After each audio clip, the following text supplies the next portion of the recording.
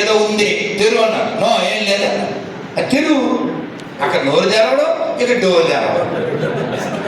అంటే వాడు దొంగ, వాడు లంగ, అదే మా బెంగ, ఆదుకోలేదు మంగ కదా. కాబట్టి వాళ్ళ పుస్తకం వాళ్ళే చదవలేనంత దరిద్రం మాకెందుకది కదా. అందుకని మనం మాట్లాడాలా వద్దా, కొట్లాడాలా వద్దా, ప్రశ్నించాలా వద్దా, ఎదిరించాలా వద్దా, పరిశీలించాలా వద్దా, ఆలోచించాలా వద్దా. ఈ చిత్రాలు ఏం చేయకపోతే వాళ్ళు వచ్చి తెచ్చుతారు. ఎందుకంటే అది తీసేసాడు. వాళ్ళకి ఏం జారి ఉండదు. నిన్ను బయ్యా అన్నవాడు గొయ్యిలో వేసేస్తాడు. అదేవిధంగా మొన్న ఇళ్ళకి తాళాలు వేసి తగలబెట్టేశారు. అపార్ట్మెంట్ తగలబెట్టేశారు. మరి తగలబెట్టిన కిరోసిన్ పెట్రోల్ పోసి తగలబెట్టిన ఒక హిందూ స్త్రీ యొక్క శరీరాన్ని ఇంకా చావలేదని చుట్టూతో కొట్టి చంపేశారు. శవాలు వేలాడదీశారు.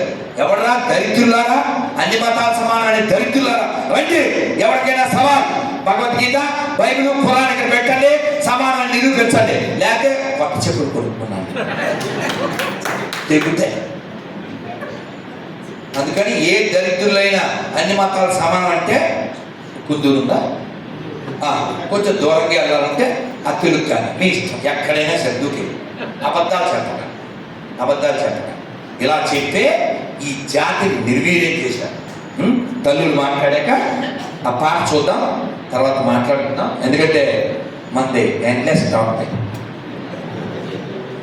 అందరికీ నమస్కారములు. నాకు 2 పిల్లలు. మా పిల్లలకు ఇంకా చుట్టుపక్కల పిల్లలందరికీ మా మేడం వరలక్ష్మి గారు మాకు చాలా ఉచితంగా భగవద్గీత చెప్తున్నారు. డబ్బులు పెట్టిన